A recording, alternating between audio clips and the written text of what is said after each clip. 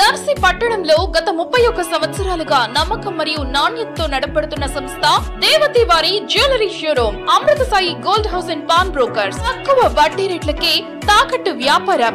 మా షాప్ నందు 2 పేటల తాడు, సాదా గాజులు, డబుల్ లైన్ గాజులపై 365 రోజులు ఆఫర్ కలవు. ఇంకా ఎందుకు ఆలస్యం? విచ్చేయండి దేవతి వారి జ్యువెలరీ షోరూమ్, గడియార స్తంభం దగ్గర, జేకే హోటల్ ప్రక్కన, కురిచేడు రోడ్, దర్శి. ప్రొప్రైటర్ దేవతి రామారావు.